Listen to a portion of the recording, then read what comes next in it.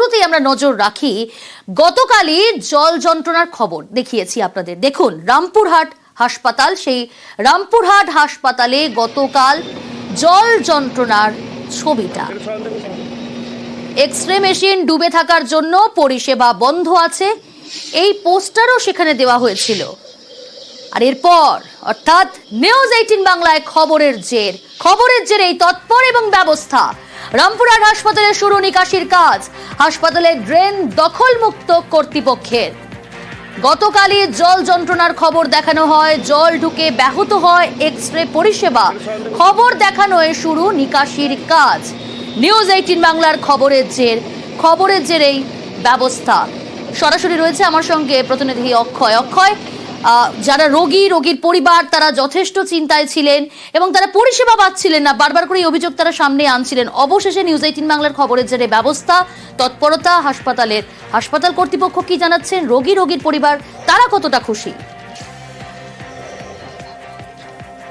দেখো প্রিয়াঙ্কা, তোমাকে বলে রাখি, আজকে রামপুরহাট মেডিকেল কলেজ হাসপাতালের যে প্রবেশের যে মূল গেট, সেই মূল গেটের ওপর যে রাস্তার ওপর যে রাস্তা দখল করে এবং ড্রেনগুলিকে মূলত দখল করে প্রচুর ব্যবসায়ী দোকানপাট বসিয়েছিল এবং এর ফলে যে হচ্ছিল যে রামপুরহাট মেডিকেল কলেজ হাসপাতালের যে নিকাশি নালা, সেই নিকাশি নালার জল কিন্তু সেভাবে বেরোতে পারছিল না। সেই কারণেই মূলত হাসপাতাল কর্তৃপক্ষ যেটা দাবি করছিল যে সেই জল বেরোতে পারছে না, সেই কারণে এক্স-রে রুমে জল ঢুকছে, তাই বারবার এক্স-রে মেশিন খারাপ হচ্ছে এবং পরিষেবা ব্যাহত হচ্ছে।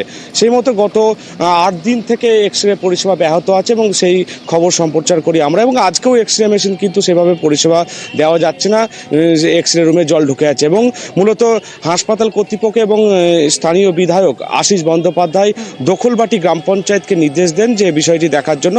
রামপুরহাট মেডিকেল কলেজ হাসপাতালটি স্থানীয় গ্রাম পঞ্চায়েত দখলবাটি গ্রাম পঞ্চায়েতের আন্ডারে পড়ছে। দখলবাটি গ্রাম পঞ্চায়েতের তরফ থেকে সকাল থেকেই রামপুরহাট মেডিকেল কলেজ হাসপাতালের যে মূল গেট, সেই মূল গেটের যে হাইড্রেন, সেই হাইড্রেনের কাজ শুরু করা হয়েছে এবং যে সমস্ত দোকানদাররা সেই এলাকা দখল করে ব্যবসা করছিল তাদেরকেও দখলদারি থেকে তুলে দেওয়া হচ্ছে এবং খুব তাড়াতাড়ি সেই ড্রেনের সমস্যা মিটে যাবে তেমনটাই আশা করছে হাসপাতাল কর্তৃপক্ষ।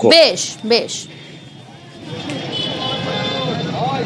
গতকালই আমরা দেখিয়েছিলাম রামপুরহাট হাসপাতালের ছবিটা এবং সেখানে নোংরা আবর্জনার পাশাপাশি জল যন্ত্রণা, এক্স-রে মেশিন বন্ধ ছিল, পরিষেবা দিতে পারছিল না রোগীর পরিবারকে হাসপাতাল কর্তৃপক্ষ।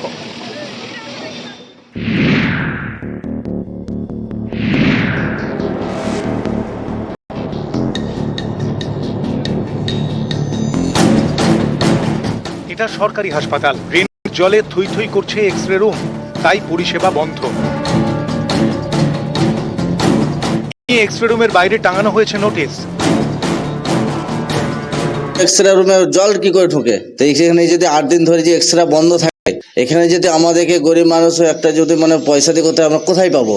আমাদের পেশেন্ট সিরিয়াসের উপরে পড়ে আছে, এবার বাইরে বেশি টাকা দিয়ে করতে, সেটা তো আমরা আমরা পারবো না। বীরভূমে রামপুরহাট মেডিকেল, প্রতিদিন এখানে রোগীর ভিড়। এমন গুরুত্বপূর্ণ হাসপাতালে নিকাশি ব্যবস্থা বেহাল, নর্দমার জল উপচে পড়ছে। অভিযোগ, দীর্ঘদিন পরিষ্কার করা হয় না। এই নর্দমার পাশেই হাসপাতালের এক্স-রে রুম। এই ঘরের দেওয়ালের নিচ দিয়ে ঢুকেছে ইলেকট্রিকের পাইপে গা চুঁয়ে এক্স-রে রুমে ঢুকেছে নর্দমার জল। তাই 9 ফেব্রুয়ারি থেকে বন্ধ এক্স-রে পরিষেবা। এতে চরম সমস্যায় রোগীরা। আমাদের টাকা পয়সা তো নাই, বাইরে থেকে ছবি করব, আমরা এখান থেকে ঘুরি যাচ্ছি আর আসছি, এমনি করে বন্ধ করে থুলে তো হবে না। রুমের মধ্যে জল সেট করছে, এই জল চলে আসছে, যে মেশিন সব অন আছে, মেশিন পুড়ে যেতে পারে, ধরেন শর্ট সার্কিট হয়ে। এটা অনেক দিনের, প্রায় 1-8 বছর হতে তো এরকম হচ্ছেই। আগে 3 মাস বন্ধ ছিল। হ্যাঁ, হ্যারাসমেন্ট হচ্ছে অনেক পেশেন্ট, বাট আমরা কবে আসবে সেটাও বলতে পারছি না সঠিক, যে এই দিন আসুন হবে এক্সরে। এই জলটা কোথা থেকে আসছে? জলটা ড্রেনের জল। আপনার বাইরের ড্রেনটা যদি ক্লিয়ার হয়ে যায় তাহলে আমাদের সমস্যাটা আশা করি মিটে যাবে। আপনারা জানিয়েছেন ডক্টরকে? হ্যাঁ, আমরা সব জায়গায় জানিয়ে দিয়েছি। রামপুরহাট মেডিকেল, প্রতিদিন এখান থেকে প্রায় 400 রোগীর এক্স-রে হয়। এমন একটি গুরুত্বপূর্ণ জায়গায় গত রবিবার থেকে ড্রেনের জল ঢুকে বিপত্তি, পরিষেবা বন্ধ। এতে অনেকেরই প্রশ্ন, হাসপাতাল কর্তৃপক্ষ করছেটা কি? রোগীরা খানিকটা সমস্যায় পড়েছে, সত্যি কথা।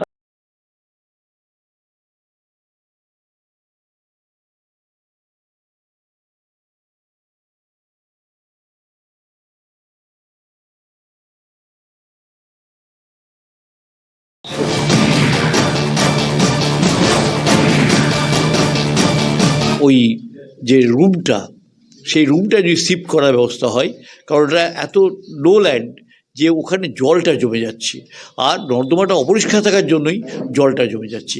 একটা পার্মানেন্ট সলিউশনের জন্য চেষ্টা করছি। নর্দমার জলটা যাতে পাস হয় সেই ব্যাপারে টিআরডিএ উদ্যোগ নিয়েছে এবং প্রশাসনকেও বলা হয়েছে এই বিষয়টা দেখা।